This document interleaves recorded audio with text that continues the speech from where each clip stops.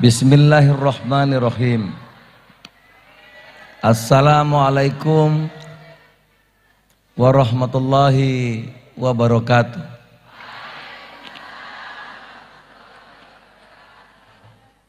Alhamdulillah, salatu wassalamu ala rasulillah wa ala alihi wa sahbihi wa mawalah, amma ba'd. Ayahanda guru kita Buya Anwar Abbas, kita doakan semoga beliau selalu sehat. Ibu-ibu Aisyah, itu ada ibu-ibu Aisyah itu tuh.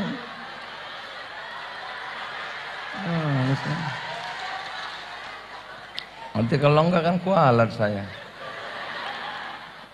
Bapak-bapak Muhammadiyahnya juga ada enggak? Ada kan? Pak Erik. Tadi Pak Erik di sini populer banget ya.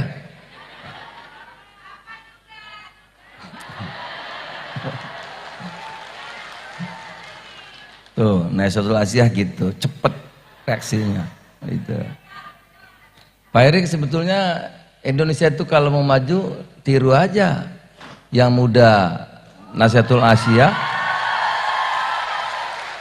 Kalau berbangsa bernegara tiru Muhammadiyah, maju deh Indonesia.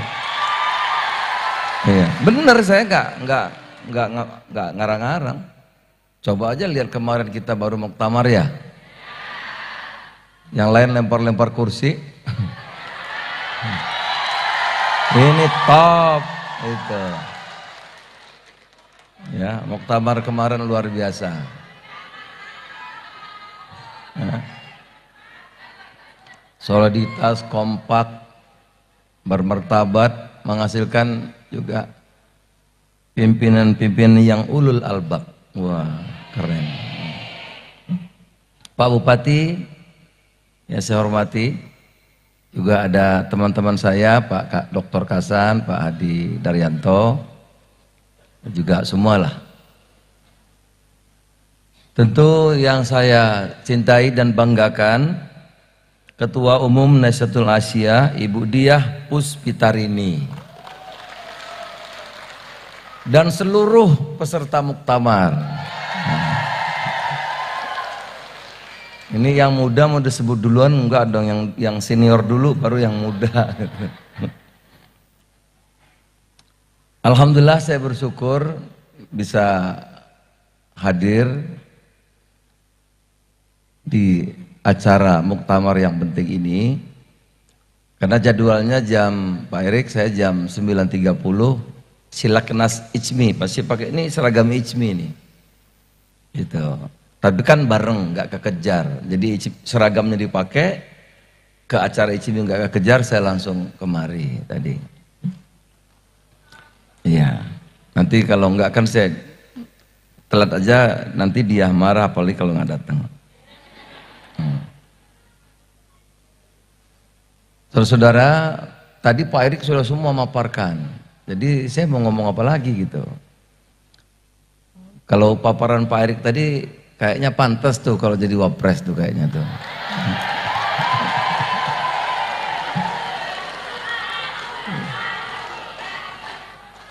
Ya, Pak Erik ini mas saya setiap hari.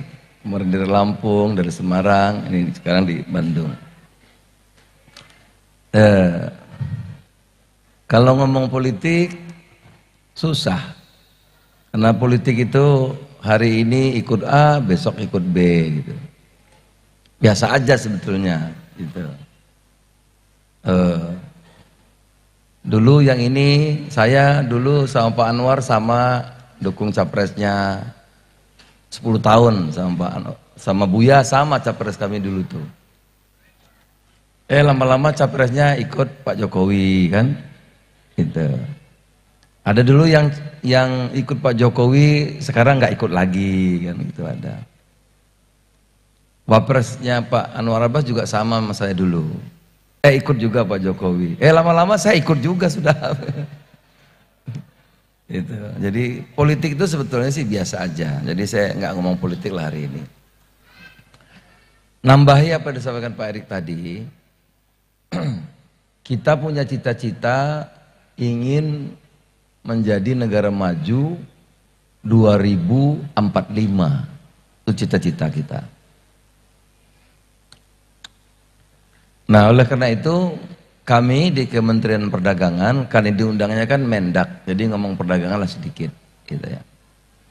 Kuncinya itu, kata kuncinya kalau kita ingin menjadi negara maju, ya kata kuncinya Nasihatul Asyiyah ini, anak-anak yang muda yang harus punya pandangan berbeda dengan yang lalu-lalu, pandangannya dalam berbagai hal gitu.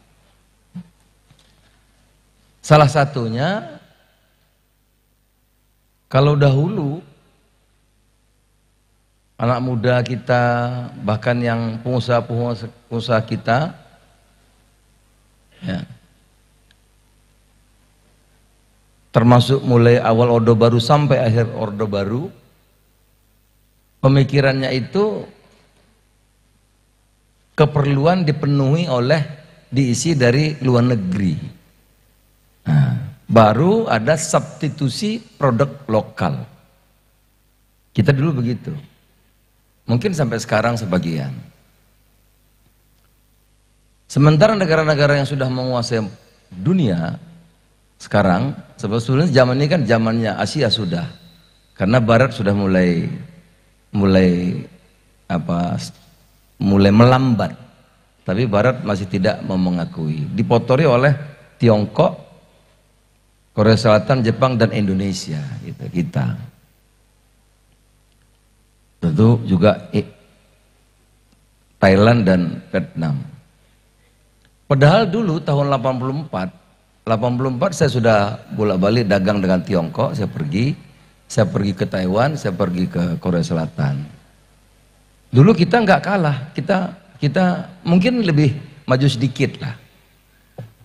Bandara kita Cengkareng itu jauh lebih hebat daripada bandara yang ada di Beijing, termasuk juga yang di provinsi-provinsi lain Tiongkok.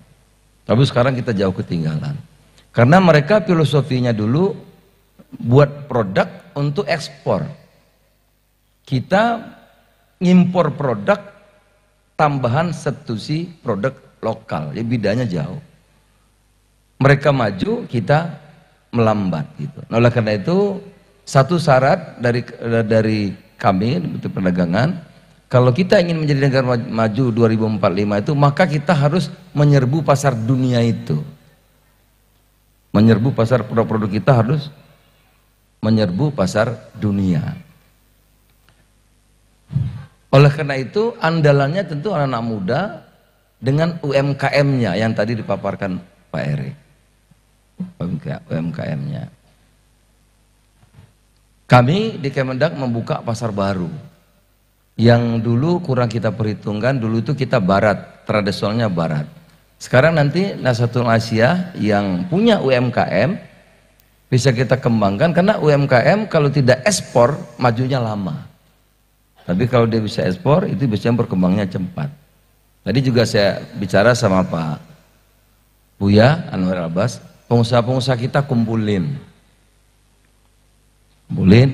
agar nanti kita bisa diskusi mana bisa dikerjakan, mana bisa jadi peluang untuk kita menyerbu pasar dunia itu. Sekarang berkembang pesat pasar-pasar baru seperti Asia Selatan. Ya, saya akan tiap bulan ke luar negeri, Buya memimpin misi dagang. Di Asia Selatan tuh ada India, Bangladesh, Pakistan, kuat sekali pasarnya, hampir 1,5 miliar orang. Saya ingin mengajak kalau ke luar negeri itu pengusaha-pengusaha Muhammadiyah. Saya ingin ajak, ya. Seperti India itu punya kemampuan di teknologi di bidang edukasi, juga farmasi, Pak Erik. India. Jadi rumah sakit Muhammadiyah itu rumah sakitnya banyak.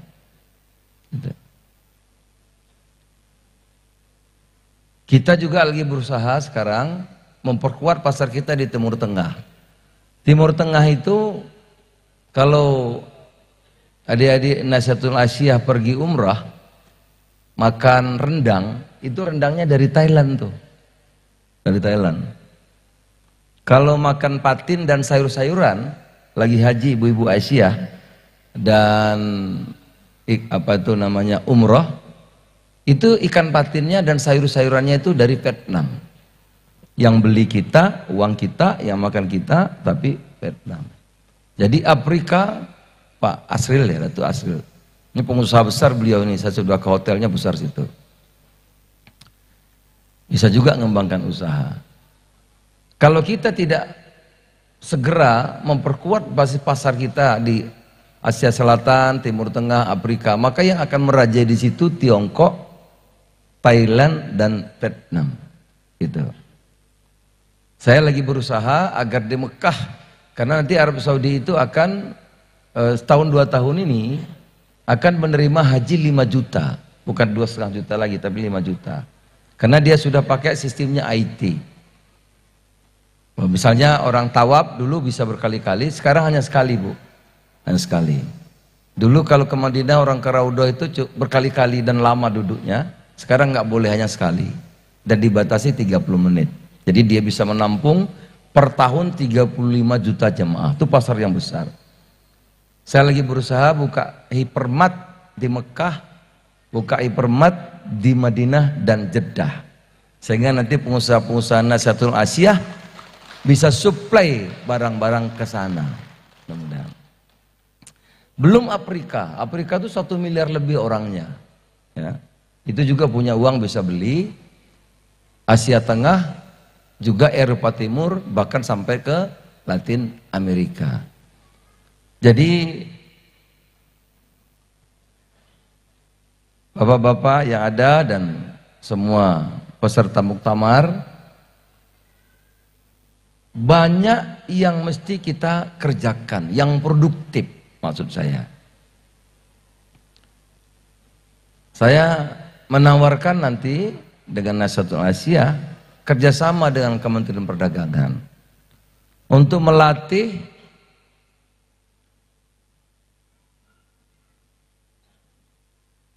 mengembangkan usahanya yang di UMKM, mengembangkan keterampilannya. Kami juga melakukan pelatihan yang UMKM itu bagaimana bisa mampu menembus pasar ekspor itu. Kita latih. Kemudian Kemendak juga punya atasnya perdagangan ada 40 negara. Itu juga bisa kerjasama kalau yang punya usaha untuk mengembangkan diri di 40 negara itu membantu pemasarannya, dan itu yang kita lakukan. Apa bisa? Nah, kemarin contoh. Kami pameran 5 hari. Yang kader Muhammadiyah yang ikut dari pemuda Muhammadiyah sedikit, cuma 1 stand. Padahal kan harusnya Muhammadiyah itu saudagar-saudagar itu mestinya lahir dari Muhammadiyah, Aisyah, Nahdlatul Asyiyah mestinya. Mestinya. Nah. 5 hari kami pameran dapat kontrak Buya 10 lebih dari 10 miliar dolar, 150 triliun, bayangin. Karena apa? Karena ada kata-kata kunci kerjasama. Atasnya perdagangan kita yang 40 itu kerjasama dengan para duta besar membawa buyer dari luar negeri. Jadi produk-produk kita itu sebetulnya digemari. Datanglah buyer lebih kurang 56.000 dari luar negeri, belanja di tempat kita, ya sejumlah 10 lebih dari 10 miliar dolar. Jadi pasar terbuka luas. Kita juga mengembangkan nanti mudah-mudahan dari Nahdlatul Asyiyah bisa kalau ada. Kita ingin agar Indonesia ini menjadi pusat pakaian muslim dunia. Pusatnya kita. Gitu. Dan kita sudah tiap tahun mengadakan pameran yang kita sebut dengan ya, Jakarta Muslim Fashion Week. Gitu. Dan hebatnya, desainer muda rata-rata umur 20 tahun, 25 tahun. Ya. Itu karya-karyanya bagus-bagus luar biasa. Bisa tembus ke New York Fashion Week. Bisa tembus ke Timur Tengah. Bisa tembus ke Afrika, ke Eropa, luar biasa. Luar biasa. Bahkan ada yang menarik, ada 3 anak muda perempuan yang baru lulus sekolah. Kalau mungkin adik-adik tahu, nama mereknya Klambi. Klambi, bisa di Google. Itu 3 anak muda baru lulus sekolah, setor modal masing-masing 5 juta Bu ya. 5 juta. Sekarang tokonya sudah 16 toko. Ekspornya sudah lumayan. Yang saya pakai ini ada namanya Irigo, anak muda juga, orang Aceh. Irigo. Itu omsetnya sudah besar sekali dan juga tembus pasar ekspor. Nah, oleh karena itu saya berharap nanti setelah muktamar Nazatul Asyah bisa kerja dengan Kemendak untuk mengembangkan UMKM usahanya, insyaallah. Kita yang terakhir nih, jangan panjang-panjang katanya Pak Erik. Saya mau pulang bareng Pak Erik ini. Juga kita lakukan, nanti juga bisa dikerjakan Nazatul Asyah. Dia ya, kita melakukan 4 yang kita sebut 4 pilar. Kalau ada UMKM di sini, kita sambungkan dengan retail modern di tiap kabupaten dan provinsi. Jadi ada UMKM, ada retail modern di Pak Bupati juga. Ada di atasnya marketplace. Kemudian di sini ada Pak Erik, tadi yang mekar, yang kur, keuangannya. Ada kur, ada mekar dan lain-lain. Kur kalau di atas 10 juta 6%, 10 juta 3%. Jadi UMKM ini nanti produk-produknya bisa mensuplai ke retail modern yang ada di kabupaten, di provinsi itu, agar UMM-nya berkembang. Keripik lah, pakaian lah, apa saja. Jadi retail modern yang ada di kabupaten atau provinsi disuplai oleh UMKM yang ada di daerah itu. Sebaliknya retail modern ini punya logistik dia yang efisien. Nah, logistiknya retail modern itu juga mensuplai warung-warung ibu-ibu, warung-warung para pelaku UMKM. Jadi pelaku UMKM tidak perlu beli barang jauh. Kalau warungnya ada di kecamatan, dia nggak usah ke kota kabupaten, mahal lagi ongkosnya. Nanti retail modern yang akan mensuplai gulanya, minyaknya, terigunya, tepungnya, susu dan lain-lain. Itu saling menguntungkan. Kalau warung ibu-ibu belanja, maka retail modernnya omsetnya tambah. UMKM-nya bisa mensuplai ke retail modernnya ini omsetnya bertumbuh, juga belanjanya kuat. Yang untung retail modern juga nanti. Jadi berbuat baik itu sebetulnya untuk dirinya sendiri. Nah, ini belum cukup karena sekarang zamannya zaman digital sekarang. Oleh karena itu UMKM harus juga masuk ke dalam platform digital platform atau marketplace. Dan rata-rata ada Tokopedia, ada Lazada dan lain-lain. Yang ikut ke marketplace itu rata-rata omsetnya naik 3 kali lipat. Termasuk yang punya warung dan pasar-pasar. Saya pernah ke pasar Cicalengka sini dengan Tokopedia, Pak Bupati. 10 menit jualan itu omsetnya naik 9 kali dilipat itu. Cuma 10 menit. Pakai online Pak Abuya kita jual. Jadi memang sekarang jadi ada orang yang datang ke pasar, tapi juga ada orang yang membelinya itu melalui online. Nah, ini kita kembangkan. Sehingga UMKM ini cepat akan berkembang. Dia dengan berkembang itu juga akan meningkatkan kemampuannya untuk melakukan ekspor. Karena kalau usahanya berkembang secara bertahap kualitasnya akan bertambah baik gitu. Nah, Pak Bupati, di sini ada Bupati, untuk mencapai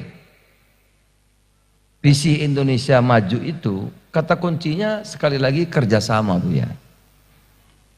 Kami kemarin berhasil pameran itu karena para bupati membiayai UMKM-nya ikut pameran, dipilih UMKM yang terbaik di kabupatennya 5 dikirim ikut pameran kita, dibiayai oleh bupati. Duta besar seluruh dunia datang membawa buyer. Dari India membawa 180, dari Malaysia bawa 200 buyer, dari Timur Tengah bawa 160 buyer gitu. Pengusaha-pengusaha besar juga menyewa stand yang mahal, yang besar-besar. Sehingga kita bisa membantu membiayai yang lain. Jadi kata kuncinya kerjasama. Gitu. Sudah tidak saatnya kita saling meniadakan, apalagi saling membenci. Gitu. Dan sekali lagi kalau politik itu biasa saja sebetulnya. Tiap 5 tahun Buya ada putaran. Ini ada cerita kemarin, ini udah kelar ya muktamar. Saya waktu itu ada Pak Erik tuh. Ada Pak Erik dengar gak ya? Pak Jokowi tanya, Pak Zul gimana muktamar? Bapak, Pak Anwar Abbas paling tinggi suaranya. Siapa lagi gini-gini? Gimana Pak? Kira-kira untuk ketemu? Tidak apa-apa, bagus. Pak Anwar gimana Pak? Saya tanya juga, karena Pak Anwar sering keras, sering kritik. Wah, Pak Anwar Abbas itu kritis, tapi fair orangnya katanya. Nggak apa-apa katanya. Begitu Pak Jokowi. Sering kritik, tapi fair katanya. Saya juga nggak ngerti fairnya itu apa gitu. Itu. Saya tanya Pak Anwar. Ada saksinya, ada ibu menteri yang lain. Sekali lagi saya ucapkan selamat muktamar. Ya, saya nggak tahu ini caranya kok mega betul begini, besar. Nginepnya di hotel ya? Nah, kurang nggak ya biayanya tuh? Hah? Gini deh, coba dihitung ya. Kurangnya nanti saya sama Pak Erik tanggung jawab. Nah, ya. Jadi nanti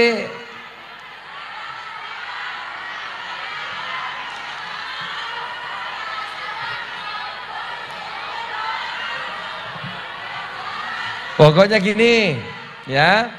Acara dulu yang penting. Acaranya kurang berapa, saya sama Pak Erik tanggung jawab. Ya. Nah, lain-lain kalau mau pulang ke daerahnya nanti kenal sama Selamat enggak? Selamat mantan ketua IPM. Ada enggak situ? Tuh. Nah, ya. Nah, kalau yang sudah punya tiket ya sudah, kalau yang belum nanti sama Selamat tuh. Nah, jadi Pak Erik, pidato tadi itu kembang-kembang aja. Intinya yang ini intinya.